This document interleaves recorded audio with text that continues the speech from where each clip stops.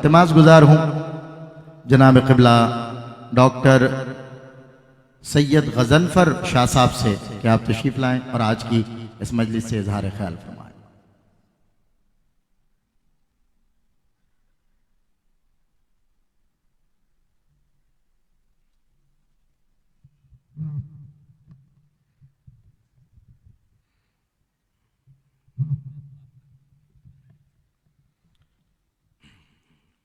الحمدللہ رب العالمین والصلاة والسلام علی سید الاشرف الانبیاء والمرسلین وعلی آلہ طیبین الطاہرین۔ السلام علیکم ورحمۃ اللہ وبرکاتہ۔ آج کی اس نشست میں جو کہ فصوص الحکم کے حوالے سے ہے اور شیخ اکبر محی الدین ابن عربی رحمہ اللہ کے حوالے سے ہے، تو اس ناچیز کا اس محفل میں آنا اور اللہ رب العالمین کا یہ کرم کہ مجھے ارشاد ہوا کہ کچھ آپ لوگوں سے کلام کروں، کیونکہ میرا تعلق حضرت بابا ظہیر شاہ تاجی رحمۃ اللہ علیہ کے سلسلے سے ہے اور میرا پی ایچ ڈی کا ڈسرٹیشن بھی بابا صاحب پر تھا۔ تو اس حوالے سے پہلے تو میں نے انکار کر دیا کہ میں مجھ جیسا ناچیز اور جو ہے ابن عربی پہ کلام کرے تو یہ کچھ جچتا نہیں ہے، لیکن پھر حکم ہوا کہ تو 5-7 منٹ کے لیے مجھے بولنا ہے، تو انشاءاللہ میں آپ کے سامنے کچھ چیزیں پیش کرنے کی سعادت حاصل کر رہا ہوں۔ شیخ اکبر محی الدین ابن عربی کے حوالے سے جو ابھی تعارف پیش کیا گیا، بہت ہی عمدہ تعارف پیش فرمایا پروفیسر جاوید صاحب نے۔ ابن عربی رحمہ اللہ کی شخصیت اتنی بڑی شخصیت ہے کہ آپ کے جو حمایت کرنے والے ہیں وہ بھی بہت بڑے بڑے اشخاص ہیں اور بہت بزرگ اور بہت علماء ہیں، اور اسی طرح سے آپ کا رد جنہوں نے کیا ہے وہ بھی چوٹی کے لوگ ہیں، اور وہ لوگ بھی بہت بڑے بڑے لوگ ہیں جنہوں نے خاموشی اختیار کی۔ تو ایک مسئلے میں یہی 3 لوگ ہوتے ہیں کہ یا تو حمایت کی جائے اور یا مخالفت کی جائے، لیکن ایک گروہ ایسا بھی ہوتا ہے کہ اگر سمجھ میں نہیں آ رہا تو بجائے مخالفت کرنے کے لیے خاموش ہو جائے۔ تو تاریخ سے ہمیں یہ درس ملتا ہے، جو علماء ہوتے ہیں اگر انہیں کوئی چیز سمجھ میں نہیں آتی تو وہ اس کا انکار نہیں کر دیتے، بلکہ اس پہ خاموشی اختیار کرتے ہیں کہ شاید یہ ہماری سمجھ سے بالغ ہے اور جس نے جو بات کہہ رہا ہے اس کی بات میں کوئی حقیقت ہوگی۔ اب محی الدین ابن عربی رحمہ اللہ کے علوم جو ہیں وہ واقعی دقیق تو ہیں، ان میں مشکل تو ہے، ان کی لینگویج بھی بہت مشکل ہے، اور وہ مسائل جو انہوں نے اٹھائے وہ بھی بہت مشکل ہیں، وہ ہر ایک کی سمجھ میں آنے والے نہیں ہیں۔ ہم نے بھی 15-20 سال اس میں صرف کیا تو ہمیں کچھ پڑھنا آ گیا۔ شاہ صاحب قبلہ کے دروس میں بھی شرکت کی جو ہے توفیق اللہ رب العالمین نے دی، کچھ دروس میں جب اسکاٹ کالونی میں ہوتے تھے تو میں عمیر بھائی کے ساتھ شریک ہوتا تھا ان دروس میں۔ ان کے علاوہ ملا نصر اللہ خان افغانی رحمہ اللہ کے دروس میں بھی جو ہے کچھ شرکت کا موقع ملا، اس سے بھی، اور بابا ظہیر شاہ تاجی رحمۃ اللہ علیہ کا تو ہر کلامی فصوص الحکم اور فتوحات مکیہ کا ترجمہ ہے۔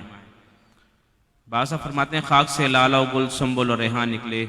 تم بھی پردے سے نکل آؤ کہ ارماں نکلے، کیا کوئی بسم حسین زیر زمین اور بھی ہے، پھول کیوں چاک جگر چا کے غریباں نکلے۔ اور ایک جگہ فرماتے ہیں جو بہار آئی میری گلشن جہاں سے آئی، خاک کے ڈھیر میں یہ بات کہاں سے آئی۔ اور مقطع فرماتے ہیں خاک ہوں پاک ہوں ادنا بھی ہوں اعلیٰ بھی ذہین، خاک ہوں پاک ہوں ادنا بھی ہوں اعلیٰ بھی ذہین، خود پہنچ جائے گی جو چیز جہاں سے آئی۔ تو محی الدین ابن عربی رحمہ اللہ کے جو جن لوگوں نے ان کو سمجھا اس وقت میں ان کے معاصرین تھے یا ان کے بعد والے لوگ، ان میں بڑے بڑے لوگوں میں امام فخر الدین رازی رحمہ اللہ اور عز الدین بن عبد السلام رحمہ اللہ، شیخ شہاب الدین سہروردی رحمۃ اللہ علیہ، شیخ سعد الدین حموی، شیخ کمال الدین ابن عساکر ابن نجار، ابو یحییٰ زکریہ بن محمد بن محمود انسی رحمہ اللہ، یہ سب جو ہیں یہ، اور بالخصوص صدر الدین قونوی رحمہ اللہ علیہ، انہوں نے جو شرح لکھی فصوص الحکم کی فقوق کے نام سے لکھی، اور وہ اس سے بھی زیادہ ادق ہے، اور وہ بہت جامع شرح ہے فصوص الحکم کی جو کہ انہوں نے لکھی، اور تاریخ میں ہر دور میں شروحات لکھی گئیں محی الدین ابن عربی رحمۃ اللہ علیہ کی اس فصوص الحکم کی۔ ویسے تو آپ کی جو ہے وہ 500-600 سے زیادہ تصانیف ہیں، لیکن جو آپ کی 2 تصانیف بہت مشہور ہیں، فتوحات مکیہ اور اس کا ترجمہ اور اس کا جو ہے خلاصہ جو آپ نے پیش کیا فصوص الحکم کے اندر۔ اسی طرح سے آپ کے وہ علماء جو کہ خاموش رہے، جنہوں نے آپ پر کلام نہیں کیا، آپ پر فتویٰ نہیں لگائے، عماد الدین ابن کثیر، اور اسی طرح شیخ عبداللہ سعد یافی رحمہ اللہ، ابو الحسن خضرجی رحمۃ اللہ علیہ، اور وہ لوگ جنہوں نے مخالفت کی ان میں ابن تیمیہ اور ذہبی، تقی الدین سبکی اور یہ ابن خلدون، یہ وہ لوگ تھے جن کو سمجھ میں نہیں آ سکی، کیونکہ اصل میں شیخ کا مسئلہ یہ ہے کہ جو بھی ایک تصور علم ہوتا ہے اس کی جو بنیاد ہوتی ہے، جس کو یہ فلسفے والے ہمارے ساتھ بیٹھے ہوئے ایپسٹمولوجی کہتے ہیں،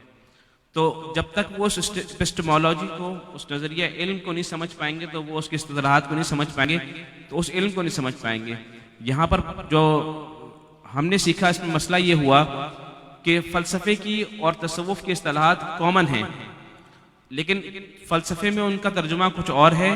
تصوف میں ان کا ترجمہ کچھ اور ہے۔ ابن عربی نے اپنی اتنے بڑے عالم تھے کہ انہوں نے اپنی اصطلاحات خود وضع کی۔ ابن عربی کی اصطلاح کو اگر ابن عربی کے علاوہ فلسفی کی اصطلاح میں سمجھیں گے تو یہ سب فتوے لگائیں گے جو ابن تیمیہ وغیرہ نے لگائے۔ خود اہل حدیث اسکول آف تھاٹ کے فتاویٰ کے اندر ابن عربی رحمہ اللہ کی مدح بھی کی گئی ہے، اور یہ بھی کہا گیا کہ ابن تیمیہ رحمہ اللہ نے جو یہ کیا ہی زیادتی کی آپ کے ساتھ۔ مثال کے طور پر فتاویٰ حافظ عبداللہ روپی رحمۃ اللہ علیہ، انہوں نے اپنے فتوے میں لکھا کہ یہ ابن عربی رحمۃ اللہ علیہ پر جو یہ جو فتویٰ لگایا ابن تیمیہ رحمۃ اللہ علیہ نے، یہ زیادتی کی۔ گو کہ ان کے شاگرد نے حاشیہ لگاتے وقت حافظ صدیق صاحب نے، انہوں نے کہا کہ یہ ہمارا جو ہے اہل حدیث کا مختار مذہب نہیں ہے، یہ حضرت کا خیر ہے، لیکن یہ کہ انہوں نے لکھا کہ جو لوگ جرات رکھتے ہیں سچ بیان کرنے والی، اور علماء کہتے ہیں انہیں جو سچ بیان کرنے کی قوت اور قدرت رکھتے ہوں اور کمال رکھتے ہوں، وہ حالات و واقعات سے نہ ڈرتے ہوں، ان کا یہ پرابلم نہ ہو کہ لوگ کیا کہیں گے، حکومت وقت کیا کہے گی، اور فلاں مکتبہ فکر کے لوگ کیا کہیں گے اور فلاں کیا کہیں گے۔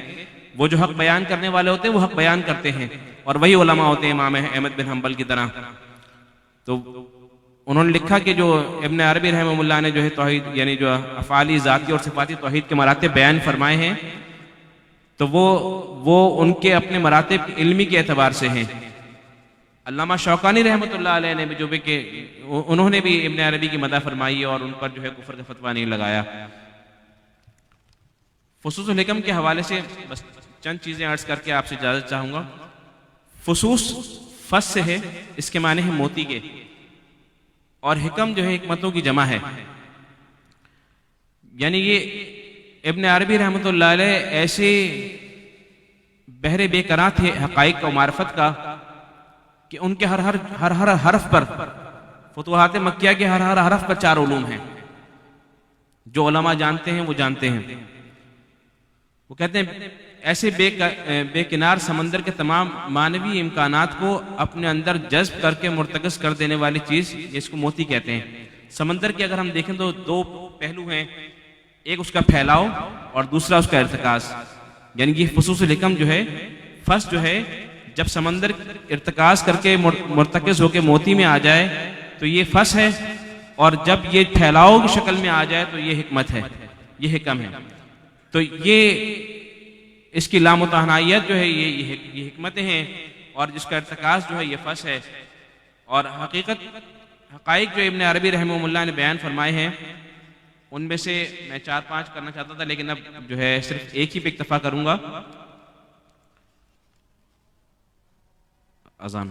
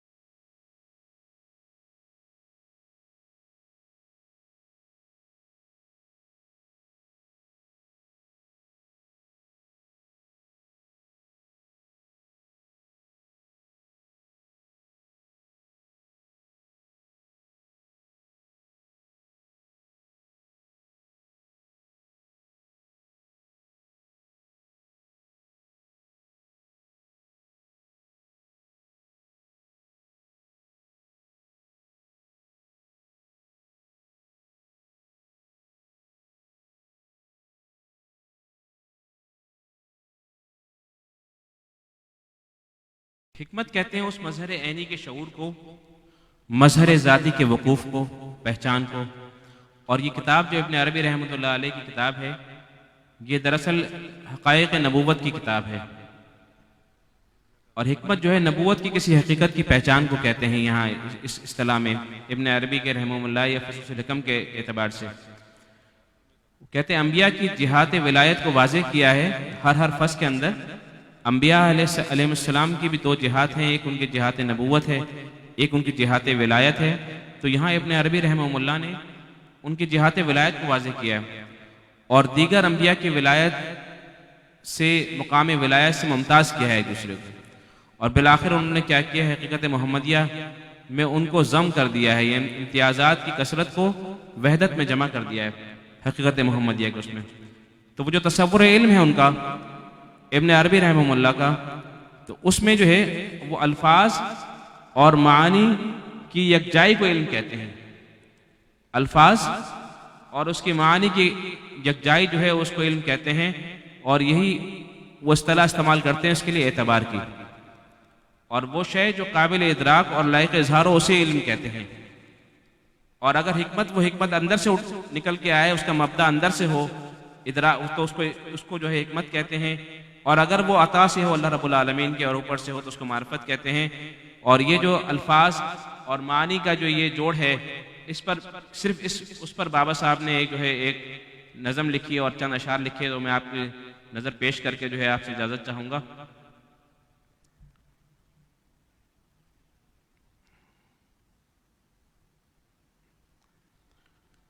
اب الفاظ اور ان کی حقیقت جو ہے، یہ بھی ایک مسئلہ ہے کہ الفاظ اصل ہیں یا ان کے معنی اصل ہیں۔ تو طب معنی پہ حقیقت میں گرا ہیں الفاظ۔ یہ اشعار سننے کے بعد آپ پر یہ مسئلہ واضح ہو جائے گا کہ الفاظ اور معنی کی جو دوئی ہے اس کو دور کرنے کا نام علم کہتے ہیں ابن عربی رحمہ اللہ۔ طب معنی پہ حقیقت میں گرا ہیں الفاظ، عین معنی ہے کہ معنوں کے نشاں ہیں الفاظ۔ لفظ و معنی میں ہے نسبت ستن و روح کی ہے، ورنہ معنی ہے کہاں اور کہاں ہیں الفاظ۔ نہ عبارت نہ اشارت نہ حکایت نہ صدا، بس میں مفہوم تمنا میں فغاں ہیں الفاظ۔ یوں ہے اس عالم اجسام میں وہ جان جہاں، جیسے معنی میں نہاں اور عیاں ہیں الفاظ۔ لفظ و معنی ہے یہاں، عین حقیقت ہے مجاز، ورنہ الفاظ کے معنی بھی یہاں ہیں الفاظ۔ دو جہاں میں جو عیا ہے وہ حقیقت ہے ذہین، پھر حقیقت میں یہاں دونوں جہاں ہیں الفاظ۔ تو مسئلہ الفاظ اور ان کے معنی کا ہے، جس کو بابا صاحب نے جو ہے اپنے چند اشعار میں جو ہے وہ عقدہ حل کرنے کی کوشش کی۔ تو امید کرتا ہوں کہ انہی الفاظ کے ساتھ اردو تراجم جو ہے وہ بھی اویلیبل ہیں، بابا صاحب کا بھی اردو ترجمہ بھی اویلیبل ہے، مولانا مبارک علی صاحب کا بھی اویلیبل ہے، اس طرح سے اور کچھ تراجم اویلیبل ہیں جو کہ اردو میں ہیں۔ سائن چشتی صاحب کو فتوحات مکیہ کا ترجمہ کا ہے۔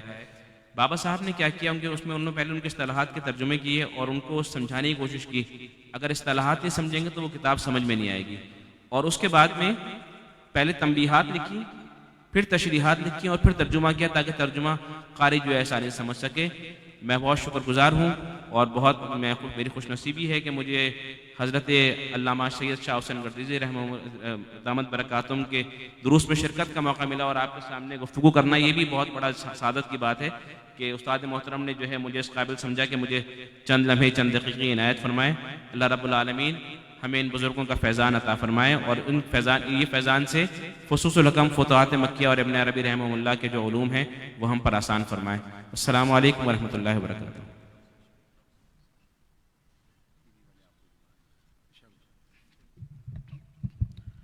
ماشاءاللہ۔